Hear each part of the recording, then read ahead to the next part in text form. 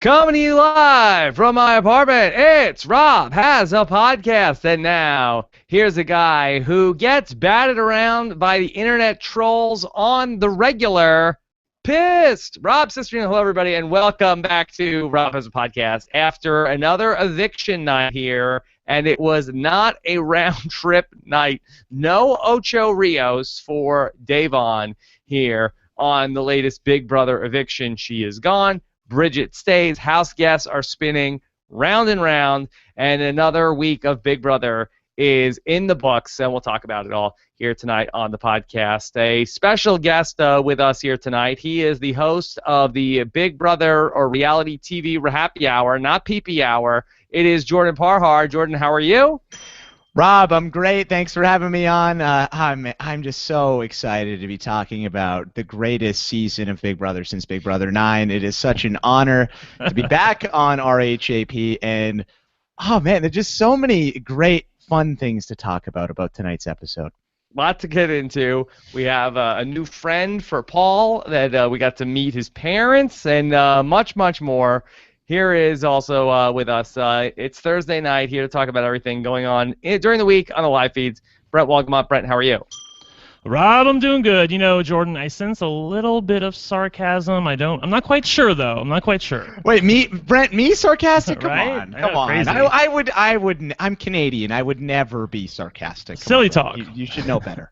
All right. Well, a lot to talk through. We're going to take your questions. Hashtag RHAP, and then also on our YouTube channel at robhasawebsite.com/YouTube. And I guess a little bit of a shock, not so much in how the vote ultimately went down, but I think that there was a lot of confidence and perhaps overconfidence in the internet community that maybe Davon had that ticket. Last night, both Alex Kidwell said that it was a 99% chance that she was coming back in. He was really sold on Davon, had the round-trip ticket. Kurt was at least 30%. I thought it was 50-50. She goes home. Jordan, for you, total blindside that Davon did not have the round-trip ticket?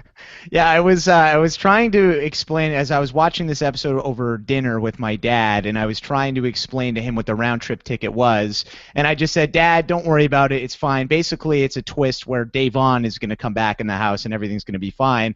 And he was like, really, you think? And I said, yeah, it's going to work. And then he said, but like logically, there's a 1 in 12 shot that she has. And I said, no. All the signs are saying she's got it. We're fine.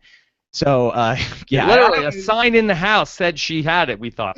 Yes, we did. And, of course, just with how things have been going this season, we get the rug pulled from under us once again. And, yeah, I'm not too pleased. Yes, it was a one-way ticket, much like Jordan Parhar had at the reality rally this past year. Yeah, exactly. Brent, what's your reaction to Davon ultimately not just being voted out blindsided, but also not returning to the house? I was blindsided. 6 minutes into the show, and we were getting so many confessionals and so many things from Julie Chen and the narrator about the round-trip ticket. I thought for sure that she would have it. Truth be told, Rob, I think that if Big Brother could go back and do this again, I think that putting it in number 8 with the, Ocho Rios is the Dream Destination poster there, I think that's what they should have done, and they probably would like to do, like if they could do it again. But I think like they probably just put it in some random envelope where we're giving them way too much credit. Yeah, I think that probably somebody from production, after all of the talk on Survivor Reddit and on Twitter about how there's a sign in the house, oh, Ocho Rios, that's the lucky destination. And then people were like, oh, yeah, that's right. That would have been smart if we would have done that. We would have had a clue. No, it's totally random. Chaos theory rules in the Big Brother 18 house, Jordan. Yeah, I don't even know what to say at this point, man. Like this, it's kind of like in par with the rest of the things that have happened this season, right? I mean, we should have expected it, right? We should, Brent. We should have. But you know what? Right. Here's the thing: is I want to try to be positive in some way, because on the RHAPpy Hour lately we've just been negative like all the time because it has been quite dire in the house. No, I'm just saying everyone, and it's true because things have been terrible. I have been, yeah. What I will say is, now that this has happened, I feel like there's nowhere to go but up. I really don't think it can get. We're at a point now where, okay, Devon is out. Somebody's got to make a move against somebody else here that's got to create some sort of drama, because this whole sort of weird, the house, that dynamic, these guys are going to fracture sooner rather than later, I think. At least I think so. I hope so. I don't know, Brent.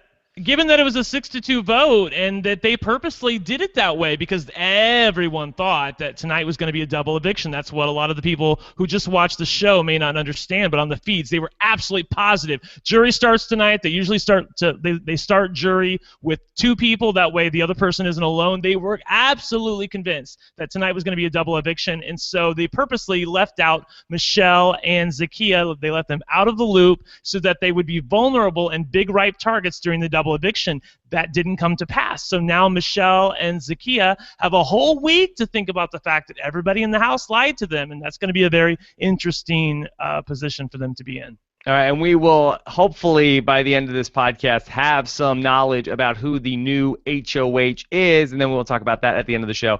Then on Friday morning, I will be live with Alex, perhaps even Taryn, to talk about what went on overnight with the new HOH and who the likely nominees will be. But let's just sort of look at the big picture with all of this. And I think that I was trying to tweet this, but I didn't know how to crystallize these thoughts in 140 characters, as is often the case. But this season, I believe, at its apex, I remember when we were back in Chicago, and we were talking about, like, okay, Big Brother 18 got off to a slow start, but I think it's about to get good, because we had where Frank was really running the show. Now all these people are coming out with their pitchforks. They're coming after Frank.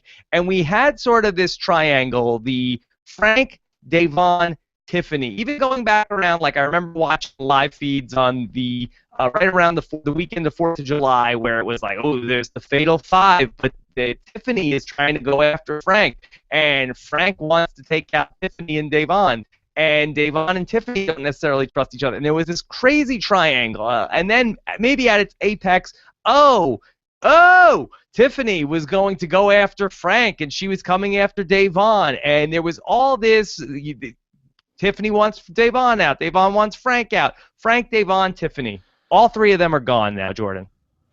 Yeah, I mean, that's why I think we, looking back on Big Brother history, I think we should be thankful that so many of these really good seasons have turned out that way, because really there are so many different permutations every single season that Big Brother happens. I mean, all because, you have the HOH and the veto and all that kind of stuff. So, yeah, basically every single thing that could have happened to make this season less interesting and boring and dull and terrible has happened, and now we're stuck in this situation where Brent wants to poke his eyes out every time he watches the live feeds, right, Brent? Right, and it's so not Big Brother. Come on, we've been watching the show for 18 seasons. Things never work out like this. So that stupid thing that Paulie did this week, putting himself on the block so he could be a quote-unquote good competitor to win the veto and take himself off and get Devon up on the block. I mean, that never happens by rote in the Big Brother house. Something always goes wrong. So it's sort of amazing that all 3 of these big, ripe, huge, good personality people. I'm going to stop right there. Okay. Because if I'm being honest, I know that my plan was going to work. You're being jealous. Stop.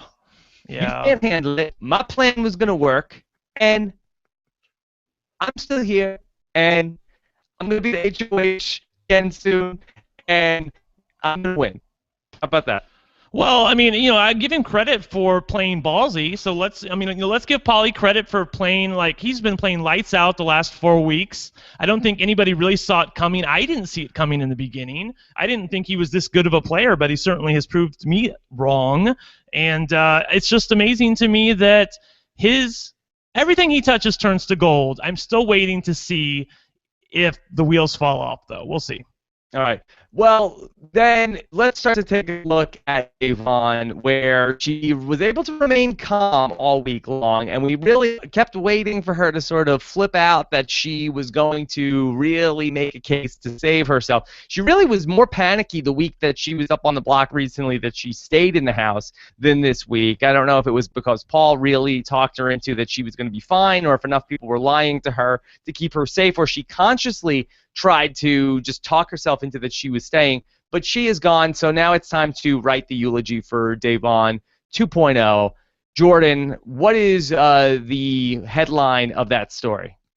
Man, I think that I think just Davon didn't learn, I think, enough from her first go-round, and I think that's a big thing with really all of these returning players, because we've talked about this. I mean, we've heard the LFC talk about this a lot this season on the podcast, is that they're making the same mistakes over and over again. Davon, too aggressive, and she needs just to chill a little bit more. I think Alex put it really well the other night when he said that Davon needed to be a little bit more like James, and James needed to be a little bit more like Davon in order to make their games both better. So I love Davon to death. I think she is great TV. She's amazing in the diary room. She's a great person, and as a big fan of her. Great person. Wow. Yeah, I think Davon's a really great person. I think she's really kind-hearted. She's a sweet, nice lady. I've got nothing but kind words to say about a neat lady, I think, probably. Okay, well, fair. You know what? That's how I feel about her. I like her. Maybe I'm biased just because Davon has said nice things about me on the feeds, but still.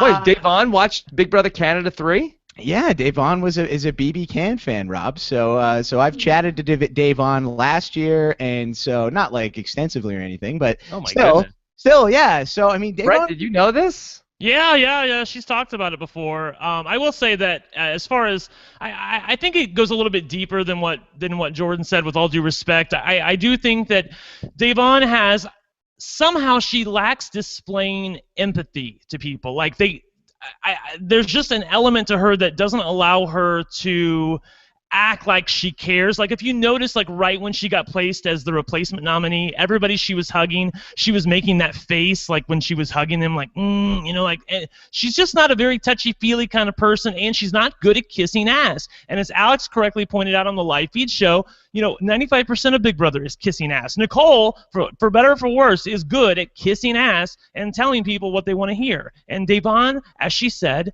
does not do that, and that's why she's juror number 1. Yeah. Did Davon want to be on the jury? I feel like that we've had with different people in the past in Big Brother, like, hey, I have a small kid at home. If I'm going to get voted out, I'd rather be voted out right before the jury than put me on the jury this whole time. Or was it just, hey, that's a bigger payday to be on the jury? Brent, did this ever come up? Yeah, it's come up. Yeah, I mean, she wasn't as vocal about it as, say, like Bronte, but she was talking, I remember last week, I think it was, when they were talking about the round trip ticket, how she was so, and then the fact that the battle back person came back in, she was so over this pre-jury, BS. She wanted jury to start. She wants to be able to get there. I think for her, look, she's not a winner. She's not going to be the winner of this season, but this is a milestone for her. I mean, she was voted out second on her season, let's be honest, and she made it to the jury. Whatever, jury keeps getting bigger, but she made it. That's the point. So she's going to be there on finale night, putting a key in the box for the winner of Big Brother. I think she's going to be able to call that a victory in her book. It's not in our book, but it is for her. So Jordan, first time she goes out there, she goes out second week. Then first person on the jury. Third time charm for Davon? Your girl, Davon? I wish, but no, I don't think Davon can win this game, and that's unfortunate. Yeah, but Davon's just not built for Big Brother, and that's okay. Like a lot of people are not built for Big Brother, including yours truly. I mean, it's a tough game to play, no matter how big of a fan you are.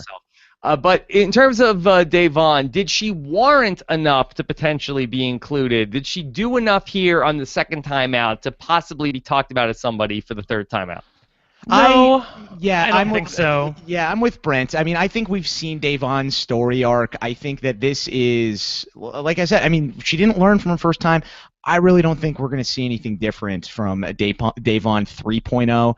I mean, I don't think she gave us much besides a lot of eye rolling and shade in the diary room. I mean, she really didn't play like I wanted her to play, and I had a particular problem with how she acted with Paul insofar as getting placed on the block, because I remember last season, and I know I hated him, but Austin was so good when his name was being talked about as being put on the block. He got whoever was to make sure that they didn't put him on the block, because he stayed up there and he begged them and he cried and he talked to them. Devon, she wasn't happy about it, but she went up to Paul and was like, well, why can't you do this and why can't you do that? What she needed to say was, Paul, please don't put me on the block. I beg you. I have a little girl. Please don't do this to me. Please, please, please, please. I think he actually would have bought it. There's an order, and see, that's where. Yes. What order? What exactly. order? It was like, she would ask him, well, why can't you put Corey up? Well, because I can't put up people with blonde hair. I mean, like everything that she suggested, he had an answer for. That should have been her tip-off that he was up to something. And by the way, I thought it was bad form for him to lie to her on the way out when in the goodbye message, because one of two things is going to happen. Either she's going home, fine, or she's going to be on the jury. Everyone assumed she was going to be on the jury. She's going to find out that he was plotting against her. I mean, that's not going to wear long that's not going to wear for long. So I don't know what he's doing there, lying to her in the goodbye message, saying, Jordan, I don't know what went wrong. Jordan, let me ask you about that. That Paul has said a lot of times this season about how he is not a super fan of the show, unlike me, who's seen 7 seasons of the show. But Paul has said that, I want to be in there. I want to be following my instincts, that me and my friend Seth, we don't need to watch the show. We have friendship. But he didn't watch the show, and he said, I don't know what happened. What could have been? I have no idea. This didn't come from me, so somebody screwed us over, Day. Pissed! Is that his inexperience with Big Brother, thinking that this is going to work?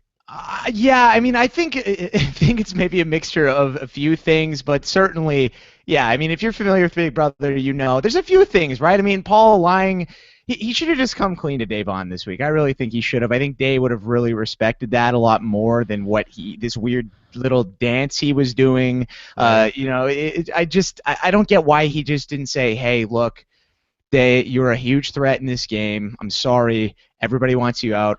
I have to go with what they're doing.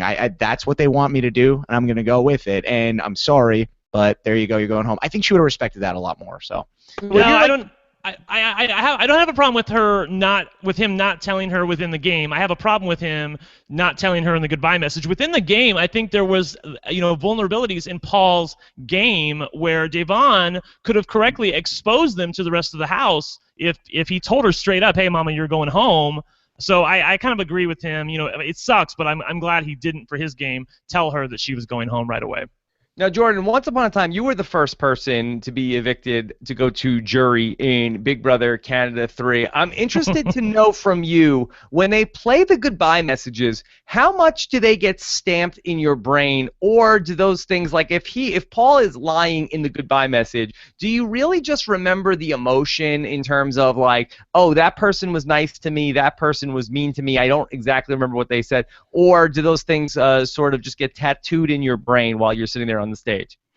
Well, for me it was actually a little different because they didn't play my goodbye messages. I didn't get Yeah, as I got voted out, people started telling me what the goodbye messages were, and I think because my eviction was such a hilarious thing for the people in the house, everybody went around and said what their goodbye message was for me. So eventually I got it secondhand. But to be honest, I mean, there was. I don't understand what happened. The people that when you got blindsided. Trying to revisit that. But the people in the house that voted for you, the people that voted for you to stay, told you what they were going to say. No, yeah. So the people that voted me out, they thought it was really funny because they went around. Everybody. This is a really long conversation. It's just irrelevant. But basically, yeah, everyone ran around the house and said, "Oh, what did you say to JP in your goodbye message?" Then they told everyone else. They thought it was funny, and then as people came to the jury, they started telling me it. I really don't think. Had I heard it, I might have held a grudge if it was against something that I didn't like. But to be honest, I really don't think that if you're first in the jury. it's day 50-something. Davon's going to be in there till around day 100, so I really don't think she's going to be holding on to that stuff for too long. I think I really don't think so. There's other stuff. Maybe, I don't know. Brent, what do you think? Well, she can hold a grudge. I know that. So, he's directly responsible for her eviction. I think he would have been better off owning it. But again, as Rob says, this is him showing his inexperience. He's not, he's not a fan favorite, a super fan of Big Brother. He's learning on the fly here. So, he might want to have that one back. Yeah, I wonder if it will be less than what he said in his goodbye message, or as people come into the house, that Davon will have a lot of questions about, was Paul in on that? Like, oh yeah, totally. He was with all those guys the whole time. And so maybe that might be where it all unfolds. Speaking of people who were really bad liars tonight, let's talk about James and a couple of segments that he was in. We got to see on the show tonight where Davon walks in the room. Everybody is like deer in the headlights. It was Paul, Corey, James, and Paul, Corey, James, and Nicole talking about and who's going to be on the block in the double eviction. And I'm not even sure if that was really what they were talking about or that was just the fake story they went with. And Davon is like, okay, that's a good question. Yeah, who are you all going to put up on the block? And James is like, yeah, B and V. B and V. Okay. B meaning Bridget, who we're voting out on Thursday? James like, yeah, what are we thinking? That's so stupid. Why would we say that? No, we totally blew that. Brent, did that turn out to be a bigger deal in the house, or was it depicted that way on the show? No, I mean, it was accurately told to the American public. I think James is a little bit of a doofus in the house, and so he was able to effectively cover and say, "Oh yeah, like I know I don't know why I'm thinking that," but that again, that should have been a tip-off to Davon that something was afoot. If not that, then the conversation that she had with James and Natalie in the bedroom when she was talking to them about, hey, if this gets to 4-4, as I said on Twitter, Rob, this is why I'm a bad Big Brother player. I mean, I'd be fun, but I'd be bad. Because if I was James, screw you, Paul. I'm going to vote to keep Davon, and I'm going to make you do the dirty work and make him break the tie. It would be more fun for the fans, and it would be more fun for me playing the game.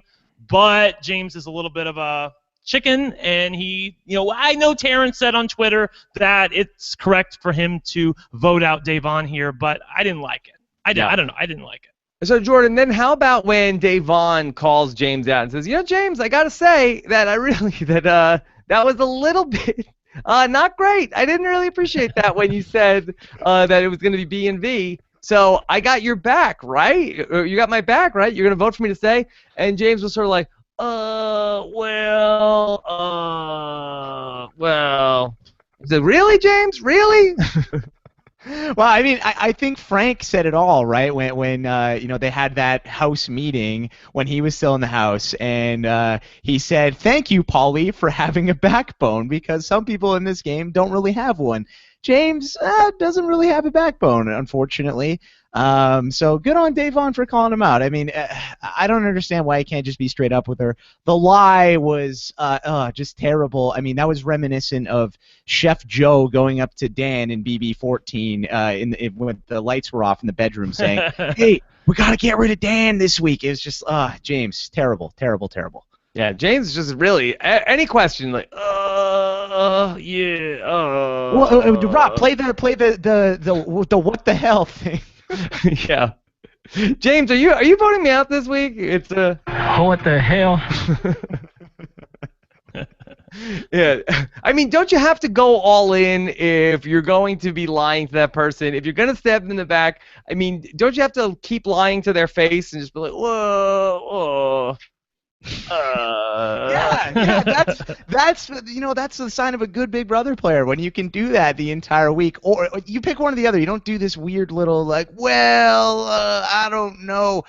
It's just weak. I will say that good on them for being able to keep this a secret. As you said, like a good Big Brother player can keep it a secret. Paul and Paulie were talking on the feeds. I think it was yesterday or today that they're amazed they were able to keep it a secret this long from Michelle and Zakia, who, by the way, were totally in the dark tonight. Did not know that Davon was going to go home.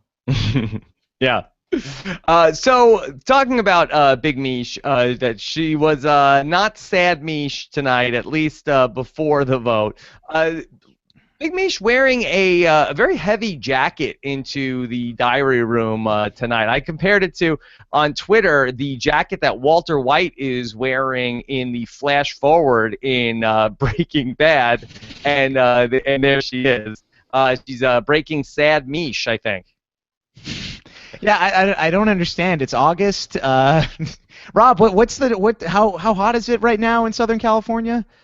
The only thing I could think of is that maybe Mish was self-conscious about, she very much is always concerned with what she looks like, and, she's often sad Mish about thinking, talking about her appearance, which I don't think she has any reason to be sad about it, but she does seem like very wrapped up in that. I wonder if she didn't like the clothes that she was competing in and didn't want to wear them on the live show, Brent. Oh, I don't know. I thought it was okay, but I was more astounded by her behavior when she threw that apple at Paul and was crying about it. Like, what was that about? Like, it was just crazy town talk. Like, Michelle, I'm trying to like you, but what are you doing to me? Seriously. Yeah. Jordan, now that she has talked about you before, and potentially we've talked about this maybe showmance, are you worried about her violent temper? I'm very worried and concerned for Ian, Rob, but Ian Terry is a big boy. He's got $500,000 in his bank account. He can get people to help take care of him in case Michelle gets too violent. So no, I'm leaving that for Ian. And I wish them nothing but the best. You pulled yourself out. Yeah, I decided to throw this competition. That's what I do best. So yeah, I'm out. Yeah. Okay. And then, just watch your kidneys. That's all I have to say. Okay. Brent, were you surprised that again, not going into the live feed spoilers yet, but so much going on still during the week between Paulie and Zakia? Were you surprised that didn't make the cut of the show for Thursday night? Yeah, I was a little bit surprised. It's definitely an ongoing subplot to the show, especially, you guys, think about it. Paulie was the main instrument in getting this plot of Davon up on the block and out of the house going, and Zakia, the lady who is literally sleeping with him every night and sometimes doing more, she is totally in the dark about it, and she was saying earlier today on the feeds that she was like, I don't think Paulie would do that to us. I'm like, girl, yes, he would, and the reason he would do that is because he's playing the game and you're not. He's playing for $500,000 and you're playing for a boyfriend. Hey, if I'm being honest, Brent, I gotta do what I gotta do, okay? I'm dealing with women, not with girls in the house. I'm sorry, not sorry, hashtag. Well, I'm interested to see where she goes from here. He's going to have a conversation with her about, why didn't I tell you that Davon was going to be evicted? I'm sure she's going to say, if you had told me, I would have gone along with it. And that's not really the truth. She really wanted Davon to stay, but they're going to have it out. So, at this point, Zakia should be getting the signal, girl, he's just not that into you. Oh, yeah. Jordan, we got to see a Big Brother package about Paul and his life outside the house. Sight unseen. If Paul goes out of the house this Thursday night in the double eviction, is he guaranteed an all-star spot at this point, Jordan? Well, considering that Big Brother has brought back, less than 15 people in the last 10 years, I don't think we can say anybody's guaranteed for an all-star slot, but, I think of all of the newbies on this season, I think Paul probably has, at least right now, his stock is the highest in terms of returning. Look, if they have to bring back somebody from season 18, it's Paul. But I think we're this is the lowest of the low here. There's not very much to choose from, so you're gonna pick the one glazed donut in the box. It's not very exciting. Now, what's interesting to me is that, Brent, if you're casting the all-star season, and hypothetically, if we're going to run a Big Brother 19 in the fall, maybe does that set up this Big Brother Heroes versus Villains in season 20? Do Zach Rance and your boy, or my boy, I want to be sure to specify here, do Zach Rance and my boy occupy the same spot? Can they coexist in a casting archetype? I think they can because they look so dissimilar from each other, although they certainly behave similar. I don't know. I think that I don't know. I'm not sure. I would like to think that Paul would probably get the nod over Zach, but I don't know. I mean, Zach hasn't really been doing much lately. I don't know if he's that big of a deal anymore. Jordan, is CBS out on Zach? Is it possible that they might not even include him? Yeah, I think at this point, I mean, well, we did a podcast at the beginning of the season, Brent, Taryn, Alex, and I, on who we thought could be coming back this season if it was a full All-Star season. And Zach was pretty low in the ranks compared to what he would have been a year ago. But especially now with Paul, the you might say the better half of PP. I think I don't think there's no reason to have Zach Rance. We have him again. He's Paul. He has a beard. He's more recent. He's going to be very popular, and he hasn't really pissed off CBS. So so I think Paul's in and Zach's out, unfortunately. Interesting. All right, we're gonna get into your questions as well here. We'll bring them up. Hashtag RHAP. Also, I said earlier this week we got a new Big Brother at RHAPhasAwebsite.com email address if you have more long form questions. If you watch the show on the West Coast and haven't seen Big Brother yet at the time we do these after the East Coast version, and so I do have a question. Unfortunately, that many of the questions that we get at the new Big Brother at RHAPpy email address are complaints about the show. Here's one. This comes from one of our listeners. He says his name is Alex, but I don't believe it's Kidwell. He writes in to say, you guys are the biggest hypocrites. Dan treats Danielle Murphy like crap. That's not what he said. For no reason before she got voted out, but Paulie treats Zakiya. You all dislike Paulie, the only one playing the game hard, but when someone else wants to win the game who's not playing the game, and then think Derek is boring for playing low-key game for $500,000. You guys think Ian is a genius when he was snowed by Dan until Daniel told him about their final two and the grandfather's necklace. He would be Shane on the double eviction, not know what happened. Is there a question in this complaint somewhere? Look, I've never said Ian was a genius. All right, I think he's a worthy winner of Big Brother 14. Brent, we're not done.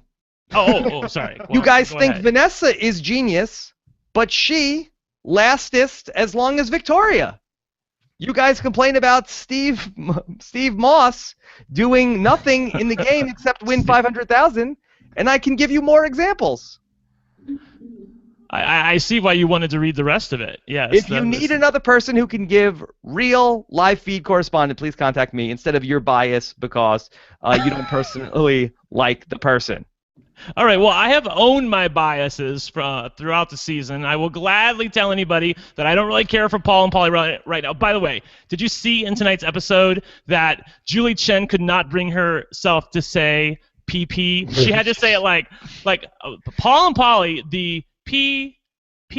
Like she had to take a pause. It was beneath her to say that. It was so great. Julie did not want to go down to Uncle Austin's trailer. She was like, this is on the teleprompter. It's like, I can't. Why don't they just call it like P and P, like P and P, P and P? That would be okay. But instead, they've got to make it PP, which makes all of us just totally uncomfortable. Yeah. PP always pulls through. Always pulls through. All right, let's get into the questions. All right, here we go. Let's start with Taylor Martina, who says, so with the double eviction, it means that 5 people have a chance to return, not 4. Okay, so that's because the round trip lasts until what? I thought they said August 8th. Is that right, Brent? I mean, it lasts until next Thursday because it's going to be a double eviction. So, both of the people in the double eviction who are evicted next week, they will get a chance to open their tickets to see if they have a round trip ticket. Yeah. Yeah, so, but after that, it's over. Then it's over. So it's still 4. Okay. Right. Let's keep going. This is from Jacqueline, who says, when was the last time they had that much time for questions after an eviction? Did they just have not that much to show on the show, Brent? I mean, they could have shown more. They could have shown the Zakiya and Paulie continuing fallout. They could have shown anything else. They could have shown a little more Davon. I think we got it. I think we got it. We didn't need to show anymore. Exactly. We're good. I was good with the editing tonight. I mean, it's a summary. It's not an all-out transcript. Yeah. Jordan, why did Paul have such an old friend? It seemed like some sort of like a Doc Brown, Marty McFly relationship between Paul and his 40-something friend. Well, I mean, I think that this supposed 40-something-year-old friend is kind of a hipster, and that's why he's got like the gray thing going on.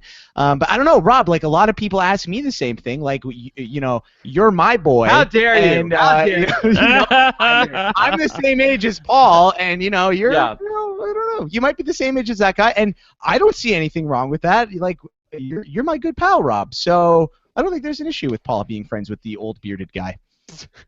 Paul, I need you to come back with me. Whoa. What do you mean? Your boy has to go to school. I don't have time to go. I know we have friendship, but your boy needs to go to school. I don't have time to go on an adventure with some old scientist that's trying to get me to go. No. I have figured out what's going on with Paul. He doesn't understand how to put a punctuation mark in a sentence. It's a complete run-on sentence the way he talks. Yes. That's what he's doing the entire time. And it's in all caps as well. Yes, exactly. Yeah. Right. All right. Lawson says, what exactly is James thinking about when he says he's always had days back since way back in season 17? Lies.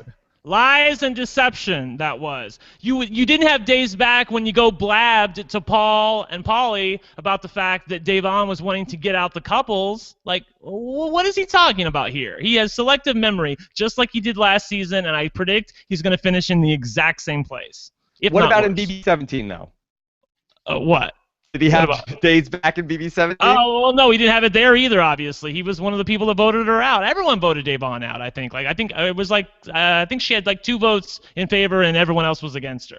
Okay, let's take another question from Crystal, who says, who would be the most interesting option to get this week's care package? Now, Jordan, I have predicted, I believe it will be James who gets to knock out the 2 votes. Do you think that is going to be somebody who will do something with it? Probably not. I mean, if we're depending on, what the hell? Well, remember, as Taryn correctly pointed out, I mean, unless it's a 4-3 vote, this advantage isn't going to do anything. Just like it did last season, it's not going to do anything. I mean, it sounds like a lot. Oh, you get to knock out 2 votes. I think the more interesting thing is if the person who gets the advantage isn't on the block or isn't evicted. If they have to publicly name the 2 people who don't get to vote, that might show somebody's cards a little bit if they're not thinking correctly. So be on the lookout for that. The scene on Sunday night's episode where it's like, oh, parachute falls from the sky, and it opens it up, and it's like, okay, James, you got a care package. Like, you're damn right. Yeah, America's player. All right, James, you get to knock out 2 votes. So, James, what 2 votes are you going to knock out for this week's vote? Davon and Frank. No, you gotta pick in the house. What 2 votes are you knocking out? What? Yeah, that'll be fun. That'll be fun. He'll probably end up on the block because of it. Johnny De Silveira says, who in their right mind would buy that BS Paul was trying to sell today in his goodbye message? And Justin says, in Paul's post-eviction message today, is that the most clever post-eviction message ever? Okay, so we have some really 2 different opinions. I think that Justin might be a cover name for Paul's friend Seth. So I think here's the thing. I think it's better for him to own it because once she hears about it, she might be pissed, but she's got time to get over it. If you lie to her this entire time and then 3 weeks from now she finds out about the truth, she's not going to have as much time to get over the fact that her good friend Paul and a member of her team was instrumental in her ultimate demise. Bingo. Yeah, I think it's a good point. It's a good point. Okay. Let's go to Kristen, who says, is Davon being legit, or is this revisionist history when she is claiming that some of the emotions were fake? Brent, is Davon trying to spin this story? Well, I must have missed it. What did she say was fake? Her emotions as far as like the whole season goes? Or? Yeah, that Jordan, I felt like that Davon in her interview with Julie was a little bit like, yeah, I meant to do that. I knew everything was going on, and that was...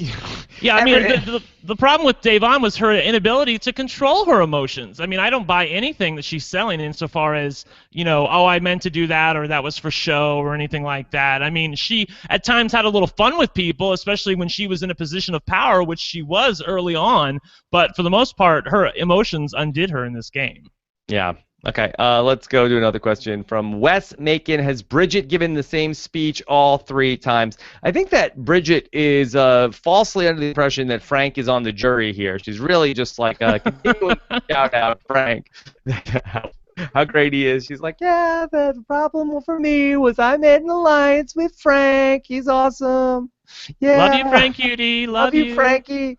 Yeah. I'm gonna shine like a Frankie. Who wants to shine bright like a Frankie? No one. Yeah. Let's not spend time on Bridget. Jennifer says, do you think that this is the first time that Paul's friends have ever been invited to Paul's parents' house? Well, do you assume that Paul lives with his parents, Brent? I think that's what he said. He does. Yeah, he does. Yeah. He does. Yeah. Yeah. I liked his mom. His mom was very cool, let's be honest. And his I don't know, like she was just like an old, like, I mean, I'm not old. No, shouldn't mean she's old, but she was like a cool, like, I like Italian mom. I don't think she's Italian, but like the food they were serving looked really good. Yeah, I do wish that his parents would have played up more the my boy is in the house. Have you seen my boy? So I think that would have been more fun. Edward Morris, Edmo says, were the trolls played by Michelle's Reddit friend? Now hold on, don't throw shade at Michelle's Reddit friend. We have no evidence that Michelle's friends are anything like Michelle. I just thought it was unfair that they built a competition around all of the hashtags Michelle started before she went in the house. She knew all of them that were coming, Jordan. Oh, definitely. And you know what? In fairness to Reddit, I think a lot of them have turned on Michelle a little bit. So I don't know if she's got a lot of friends over there. I do feel sorry for Michelle, but no, I think that was from before the game even started. I think that there was hey, like awesome, somebody from Reddit is on Big Brother, and then before the game even started, when people started reading about what she was posting, it was over before it started. Yeah, but hey, don't forget this about Michelle, that I am nice to you sometimes. Yeah, but I did think that was funny. Is hashtag you suck, is that a big thing, Jordan? I have never seen that hashtag until tonight, so I don't know. But I live in Canada, so not everything makes it up here. So perhaps it is. Brent, have you seen that? I'm tweeting it to you right now. Okay, thank you. Oh, Brent with a prop. Walked right into that one. All right, so then also Grossmance, is that tweeted a lot? No, like what's that? Like no, what? But we say it though. We say it when we're talking about Big Brother. I know. I've said it a few times. Also, Jordan, what did you think about the gremlin type internet trolls with baseball bats out there? Did you like that as part of the competition? I feel like that's very unusual. Yeah, I don't know really what was going on with the choices here. I mean, I like the idea of getting the house guests ready for hate on social media because it's coming. It's definitely coming for all of them. But yeah, it was kind of presented in a weird way. So I don't know. I was kind of meh. Do we think that? Oh, sorry. Do you think that the house guests will process this information later on tonight? And they're like, wait, it is weird that they made a competition about how much the internet hates us. I mean, no. In the house, everybody loves everybody. They're America's favorite. James is still living out his America's favorite player dreams. Let's be honest. The whole thing with the trolls was weird. Like the trolls apparently couldn't hit them as they were on the machine or whatever it was spinning around. They could only, like, if you fell off, they were going to come beat you with their stick or something like that. So It's like a mob mentality. Wow. Yeah, that is pretty crazy. Are you gonna beat you down? All right, BB Janie says, is there any chance of Paulie going home this week? Well, let's save that as we get to talking about who the HOH might be. But, I mean, we've talked about these scenarios all week long. It was hard to imagine the scenario where no matter who won HOH, short of maybe Devon getting the Ocho Rios and coming back into the house, that it was going to be tough to figure that out. All right, this is from ID Institute. This OH doesn't seem like it was prepared for 10 people. Could that be a clue that Bridget also doesn't have the round trip? But then I thought I saw on Twitter people were saying, like, hey, how come there's an empty swing on this? Well, even if there is an empty swing or not, and I didn't see if there was, but the producers know which person has the winning envelope because they each have a number on their envelope, so they know where the winning ticket is. So, you know, obviously the people that, I mean, they knew the way the vote was going to go tonight no matter what. So there's no way it was there's no way that you can tell who has the golden ticket by what's going on with the competition. That's what I'm trying to say. Okay. Jason Weatherholt says, Days Ocho Rios one-way ticket begs the question, is there another clue that we haven't noticed? I'm not sure if Jason is saying that there's a clue in this picture, but is there anything else, or are we sort of beating a dead horse trying to look for clues, Jordan? Yeah, at this point, I kind of just think it's random. I think we are just trying to pick into everything, and, you know, anybody who tells you that there's a method to this madness is spinning a spool of lies. Thank you. Yes. All right, Michael GM says, besides Victor, who else should be concerned about the upcoming double eviction? Great question. So Devon really spilled the tea, Brent, when she told Victor, hey, they're coming for you in the double eviction. Well, is there any truth to that? Why should we believe, or Victor believe, that Devon is privy to any correct information? Well, he shouldn't, but he might be a dumb enough player as far as Big Brother goes to actually believe it. But it's not true. Like, I can't think of anybody besides Natalie who would want to get rid of Victor in the double eviction. The people that are being talked about during the double eviction are people like Bridget, possibly Corey, like James, maybe, like anybody who is not Victor at this point has been talked about during the double eviction. Paul and Paulie have talked about keeping Victor closer to them so that he can be a meat shield for them as far as the rest of the house guests are concerned. Yeah. I mean, I can't imagine that Victor is a big target for anybody that might want to, like maybe James might want to take out Victor in a double eviction, but I can't imagine that's what Paulie wants to do. No, like I said, Natalie is the only person who I think might put up Victor, but that's only because he is personally annoying her with his, like, he forgot to flush the toilet and he, like, passed gas on her, like, or James. On her? On James, actually. It was just, you know, it's frat boy stuff, Rob. Frat boy stuff. Intentionally, or he was, like, sitting on James's lap? I think intentionally, and I don't think that he was very happy about it. Yeah, don't do that. Not good. Akul says, is there anything that could derail Paulie's game?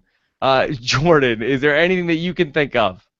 I think he's fine unless he decides that he wants to volunteer to go on the block again when Paul wins HOH. You don't like that move.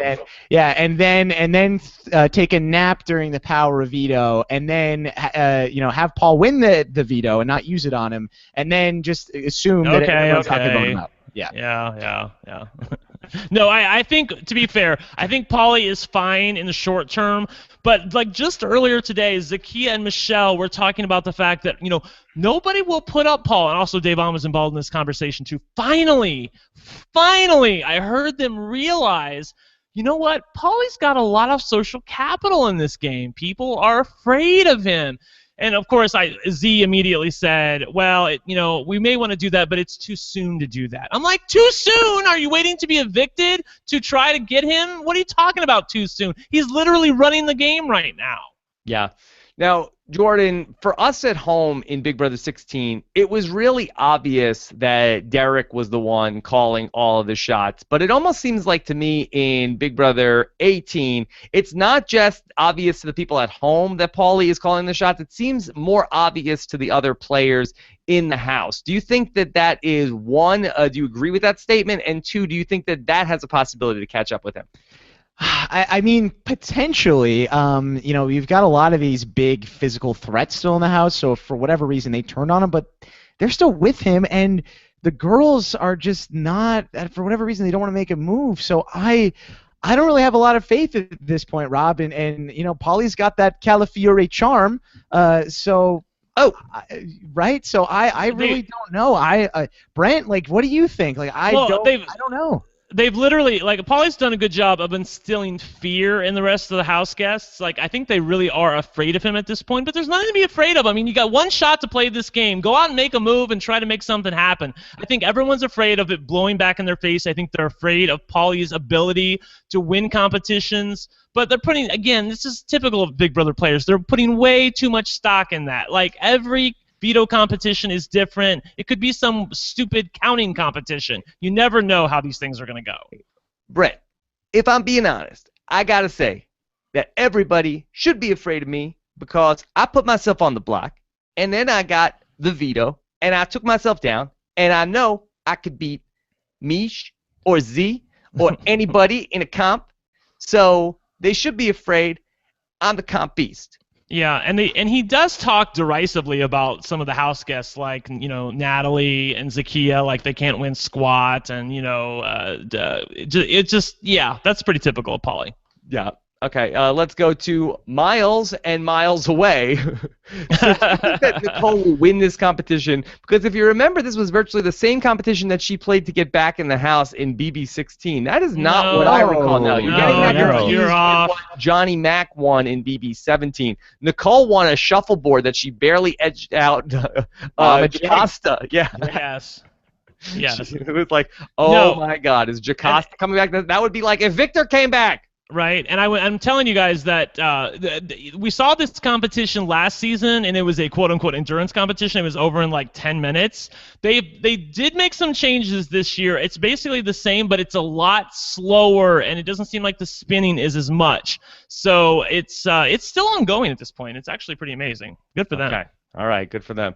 All right, Jameer says, since Paulie plotted her demise in Blindside, is it possible that Devon could sway the jury against him? All right, let's talk about Devon, the juror. Jordan, do you feel like that Devon as what's her title? Head of jury household is the term. Head of jury household. Okay, do you think that she could potentially be poisoning the jury against any players? As somebody who's been in that position before, nobody really gives a crap what you think if you're the first person in the jury because you're so far removed from the game. So, you know, I think Devon, I mean, normally it would be that the people that are continuing to get voted out closer and closer to the end could influence the HOJH in what they are thinking, but, you know, Devon is a pretty, you know, she's got strong opinions. I don't really think she's going to be swayed too much. Yeah, and she doesn't even really know how big of a deal Paulie had in her demise. So oh, yeah.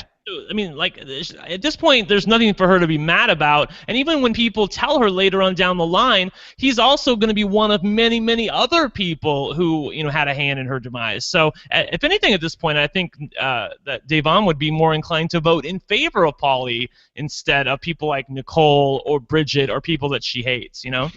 Okay. All right, let's go to Harry Hannigan. How do you rank Victor's game? What game? What game is Victor playing? I give him an I for incomplete. Like, there's nothing going on in this game. He's done an effective job at, you know, trusting the one person who he could trust, which is Paul, the one person who voted to keep him during, I think, was like week 3 or week 2. Boy, I mean, you know, there's nothing there. He's not directing any of the game dynamics. He's just a number for the people who are directing the game dynamics, and that's not very fun to watch. But Jordan, doesn't he look great in pigtails? It is a good look. I like it. Right. I like it. I mean, if Vic wants to, you know, get some of those, I know I was watching the feeds the other night, and he was talking about his Instagram followers. If he wants to get that up, I think the pigtails is the move. Yeah. This is from my buddy on Twitter, my boy, at 1am Tony, wants to know, will Day be good on Survivor? I talked about this with Frank when he went out. And before this, or in the early days of the live feeds, Devon would talk a lot about how she was in the mix, supposedly, for Survivor 33. And because I don't know if either she didn't fit in with the Millennials versus Gen X theme, or if Big Brother felt like, hey, we can't lose Devon to Survivor. We gotta protect her and move her into this Big Brother season, otherwise we'll lose her to Survivor. But Jordan, would that have been a better move for Devon to, instead of coming back to Big Brother, going to go play in a Survivor season? Would Devon's game translate better to the Survivor world, like I said Frank's would? Well, I think Day's a little more like she's aggressive, right? So I think that aspect of her game would translate. But again, Survivor is really, heavy on the social game, and I don't really know if Day excels. The answer is at no. that. So no. Yeah. She'd probably be bad on that show. Yeah. I mean, I think she could do slightly better, but yeah, no. Brent, I kind of think she got lucky this season. Oh, she got way lucky. Oh my Very God. lucky. We were talking about Devon going out like week 2 or week 3. She should be. She doesn't realize it now. But knowing what I know, I am absolutely psyched that she made the jury, and that we will get to see her throughout all the jury little segments that they do, and we'll get to see her on finale night. She should not be on this jury or anywhere close. Yeah. Jordan, this was kind of like best case scenario for Devon. Oh yeah. Yeah, I kind of think so. That's why earlier when you asked about Devon 3.0, we don't really need to see it. Yeah. Devon, don't hit on 15. This is good. Stay. All right. Let's take a few more questions, and maybe this HOH competition will end before we go. Ron from Toronto wants to say, true or false, by the end of the season, Paulie will be considered one of the 10 greatest players in BB history. If I'm being honest, Jordan, matter of fact, logically, is Paulie going to be one of the 10 best players of all time type thing? Oh, type thing. Right now, if things are going the way they are, I'm going to say yeah.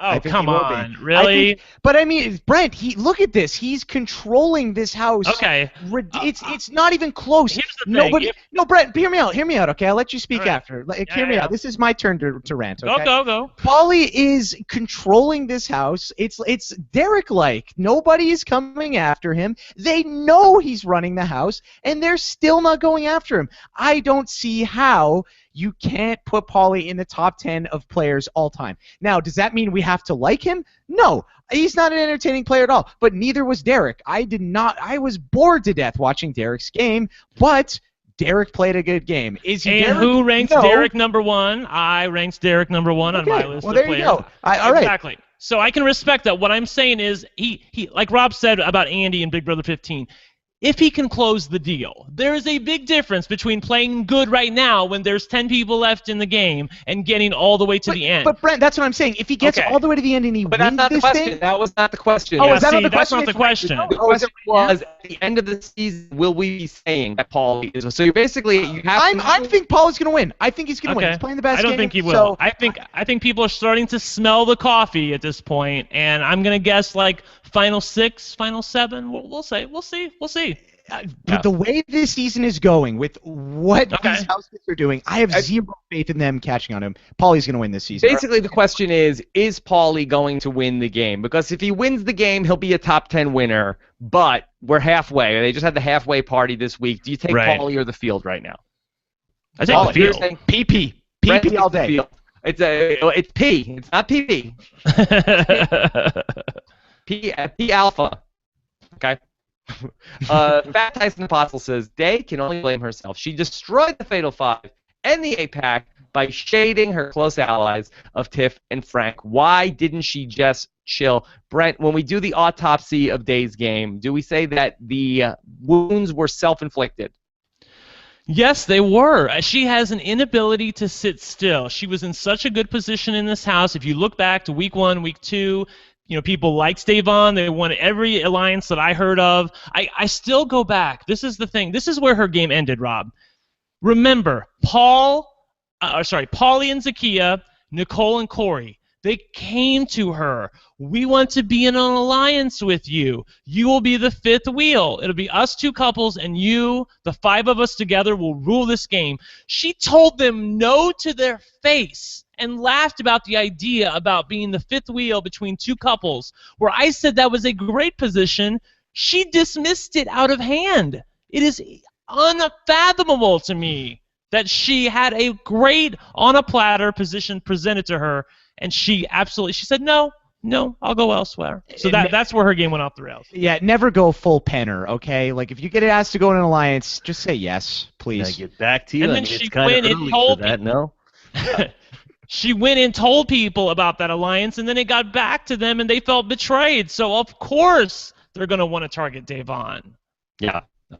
Let's go to Heather, who says, do you think that there will be a juror returning since there's such a low percentage of the round trip ticket being played? Now, you don't think that there's a chance that we could have another battle back, Brent?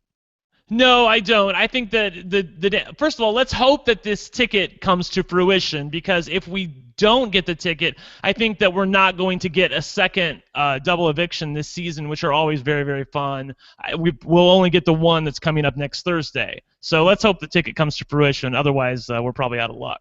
So you feel like that if the ticket does not come into play, then we'll have a second double eviction? Well, they won't have enough people to make it to 100 days. So if the ticket doesn't come up and we don't lose or we don't gain a person, then they're not going to be able to have the double eviction, a second double eviction. Yeah, okay. On down the line like they usually do. Remember, in seasons past, for instance, like Big Brother 15, we've had 2 double evictions during the season. This season, if there's no round trip ticket, we'll only get 1 because it's 100 days long. Jordan, if we have the round trip ticket come into play, can we call Thursday's double eviction a fake double eviction? I guess, yeah. If you want to go, yeah. If you want to. What a great twist that was. Yeah, bad memories. Memories. That's good.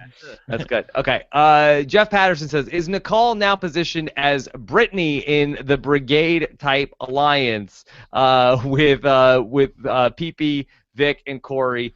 And will she flip? Okay. Is she the Brittany Haynes? We've compared her to Christine. Could she be the Brittany? I think she's still more the Christine. I mean, she's feeding all of the info to the boys. She's totally screwing over the girls. She doesn't feel any loyalty to them. And the boys are plotting her demise. Paul and Polly are actively thinking about getting Nicole put on the block to make sure that Corey stays with them. It's really boggling to me that she's feeding info to the people that are not with her at this point. Why? She's and they're afraid of her too, because she told them that she's not going to make the same mistake this season that she made during her season. So they think that at some point she's going to pull some big move out and target them. So. I don't know. Like, I don't know. Target Corey. They were talking about her targeting Corey earlier. Like, I'm like that's gonna happen. Like, come on. What world are we living in here? He's gonna target Corey with a wedding date. Yeah, exactly. Her and Zakiya both. That girl is so desperate. Is Zakiya still infatuated with Paulie? She still has not. Rob, they were having. They were doing things underneath the sheets last night. Yeah. No, they were doing things underneath the sheets last night. She is absolutely desperate for this boy. It's crazy. He treats her like crap. He basically doesn't even really like her all that much. It's totally physical on his part. I think he enjoys having a little bit of power over her as long as she does what he wants her to do. But again, there was supposedly in a showmance and he left her out of the loop. Like, how strong is that? Brett, girls like the bad boy. Okay? Yeah, so apparently. I'm the bad boy. I'm running the house. And if I'm being honest, that's what Z likes. Okay? And you know what? You're right, because I guarantee you, after Polly cops to this whole thing and telling her about, we were getting out Davon, and I'm sorry I didn't tell you, she's going to go right back upstairs and sleep with him tonight. Mark it down. Whoa. Jordan, can you believe this? I just hate it. It sucks watching this, but... Yeah, I mean, as a guy who's not considered a bad boy, I've witnessed this firsthand in real life many times. So, yeah, it sucks, but Zakiya, I feel like she's really into Paulie, and there's really not much is going to change about that. And one or two more questions. Let's go to Michael Germ. If Zakiya wins HOH, will she go with the house, or will she make her own noms? I think that she will do whatever Paulie tells her to do. still, right? Yeah, I think so. Paulie will probably give some sweet talk to her and hug her and kiss her and make her feel great, and she'll probably do whatever he asks of her. Like, look, that's the problem, you guys. She's on this season to find a boyfriend. Okay, she's not here to win $500,000. That's what I hate about players like this, because they won't do what's in their own self-interest. They will do what's in other people's self-interest, and that's not how the game's supposed to be played. Yeah. Look, Brent, if she was to get with me, then she'd be with somebody worth probably like millions and millions of dollars eventually. So I am the prize this season.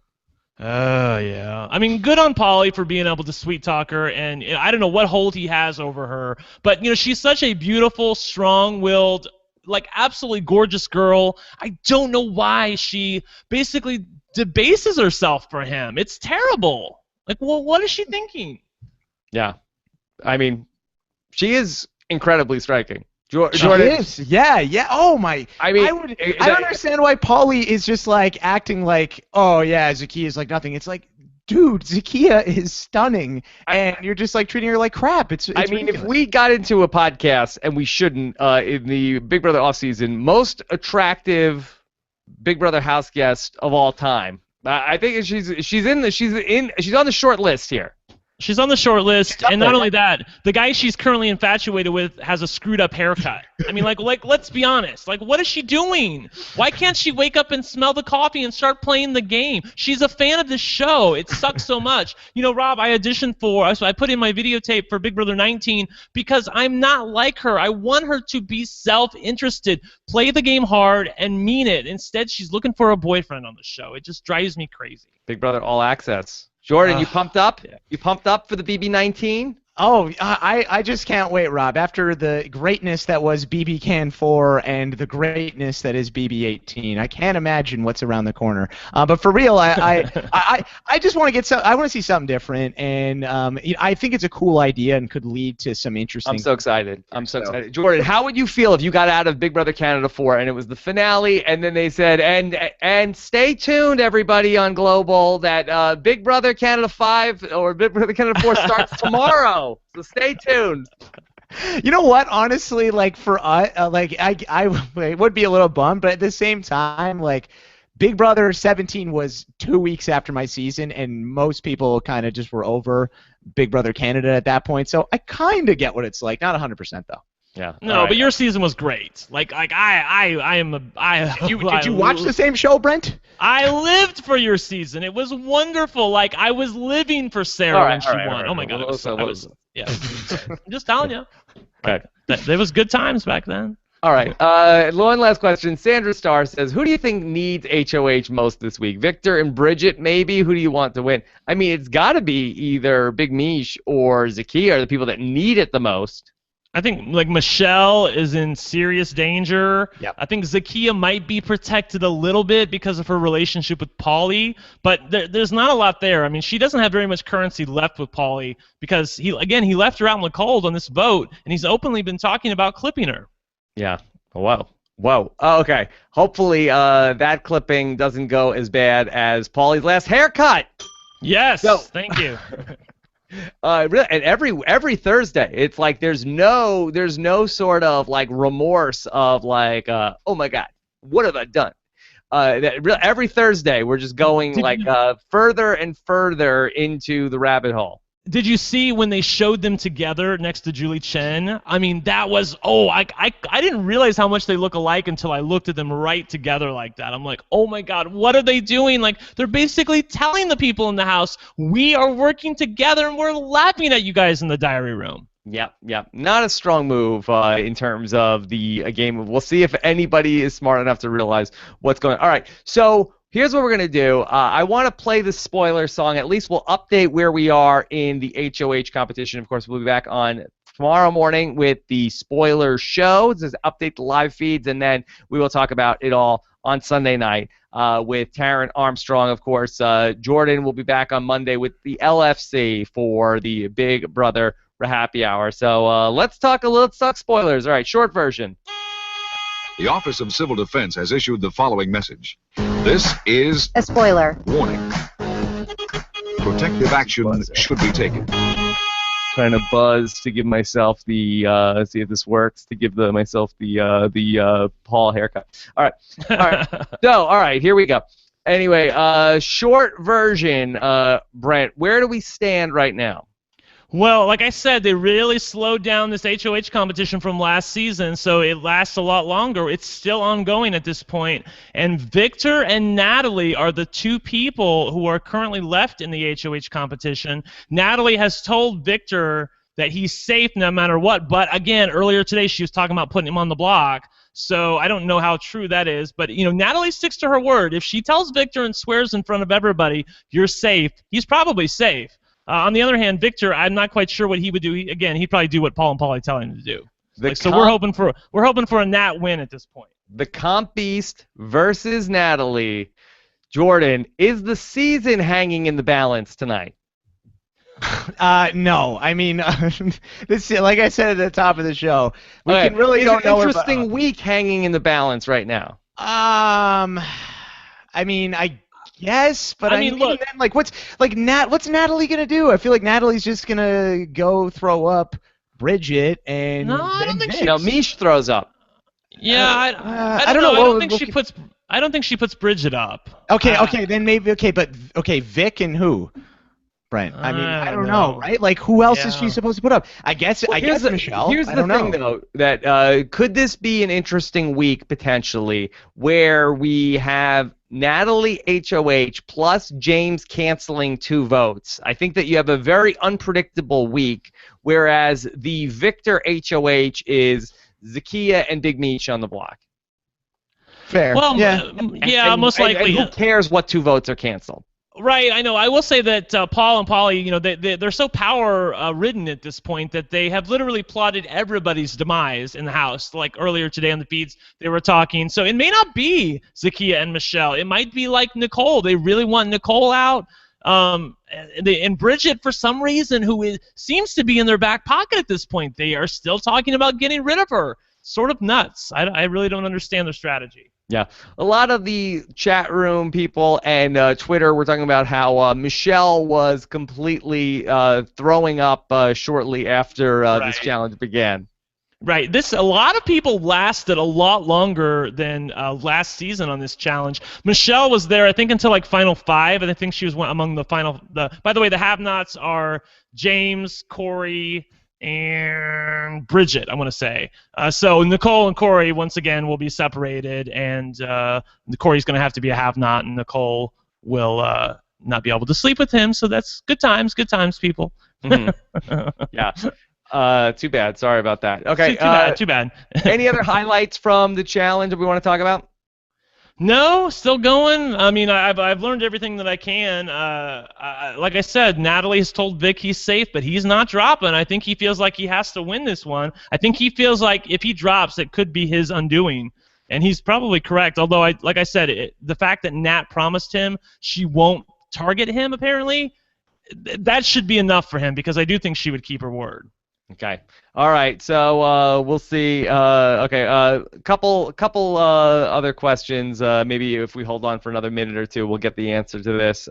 This is from PL Mercier. Can Bridget actually win the game now? I definitely see someone taking her to the final 2. Jordan.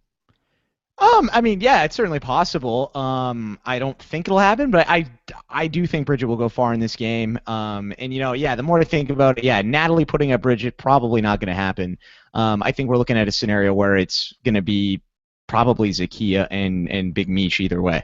I'm out on Bridget winning the game, and she's a nice person. I don't think she can win the game. Why? Better jury. I mean, you never know, right? I mean, if you get to final 2, anything can happen. But yeah, unlikely, but you never know. I mean, Rob, it's getting serious right now because Victor is starting to speak Spanish. Whoa! he said, please let me win in Spanish earlier. So that he really wants this. He wants to take it home. Okay. All right. Tim says, is there any chance of Nicole and Corey getting split up in a double eviction? Brent, you mentioned that Corey is a person who could be targeted in a double eviction. Any chance that happens? I think that Nicole is probably the more likely target. Again, Paul and Paulie want to keep Corey close to them, and so they want to get Nicole out so that his focus will be with them. Although, frankly, I think that could be the worst thing for them because, if he's focusing on it's better for him to be focusing on Nicole, not on the game, and distracted by what's really going on in the house at this point. Jordan, is there any chance that if Corey goes home that Nicole will self-evict? I'm worried for Nicole if Corey goes home because that would be great. Oh my gosh, that would be amazing TV. That would be like Guys, it would be like, Katniss and Peeta at the end of the end of the Hunger Games when they both are like anyway. Yeah, it would be entertaining for sure. Yeah. All right, let's do one more question. Tim says, "Is there any if we have one more, Scott? If not, then we'll do just wrap it up." Danielle says, "Will the jury members be in separate houses like the Battleback contestants?" No. They'll be in one house. That's what they do. So. I will say that it's been heads up for about like a half hour, 40 minutes at this point, which is an incredibly long time especially for this competition. So, I don't know why. Like, I'd like to get into each one of their heads and figure out what they're thinking and why they won't drop and let the other one have it. Yeah, Brent, a lot of people are saying Zakiya threw the challenge tonight. Also, reading that James threw the challenge tonight. James threw the. Did I not say James? I thought he's definitely one of the have-nots. James threw the challenge outright, although he didn't do very good in this challenge last season either. But Zakiya, she lasted for a while. She was up for at least 45 minutes. So I don't know what they're saying that she threw it. Unless she's saying she threw it, but okay. All right. We'll see how it all plays out. Of course, we'll have the update on Friday morning. We do that on Facebook Live. If you want to join us and ask questions, we'll probably get that kicked off around 12:30 p.m. Eastern time. I'll put out a tweet as well. But what you want to do is like the RHAP as a Podcast Facebook page. Go to facebook.com/Rob has a podcast. Plus, we're going to have plenty more Sunday night as we continue our coverage of the BB, not PP18. So good stuff all on the way. Jordan, what's the hashtag tonight? HOJH? Yeah, that's what I was going to suggest. So I'm down with HOJH. Okay. HOJH. That's the way to go. Of course, you can follow Brent on Twitter. He is at OneLuckyDay. Jordan is at Jordan Parhar. Plenty of podcasts for you on the RHAP network of podcasts, including an Olympics preview with Akiva Winokur and Haley Strong. Jordan, you big Olympics guy? More of the Winter Olympics, Rob, because I'm from the Great White North. But yeah, Olympics are interesting. I'll watch some basketball, but no, like the swimming, like Michael Phelps is coming back. That was entertaining. Yeah, Phelps right. Phelps will be fun to see again. But for that 1 year, I guess it was London, or when he won all the medals. I can't remember whatever year. Beijing. Yeah, he won eight medals in Beijing. Yeah, there's a lot of really good swimmers this year, like the backstrokers from Cal, Jacob Pebley and Ryan Cordes also. So I'm very excited for the swimming this season. Okay. All right. Floaters, get a life vest. That's right. That's the motto of the Olympics as well. All right. And then, of course, plenty going on post-show recaps, including Josh and Antonia being back for another week of Mr. Robot on postshowrecaps.com. All right. Have a good one, everybody. Thanks so much to Scott St. Pierre behind the scenes. We'll talk to you later. Take care.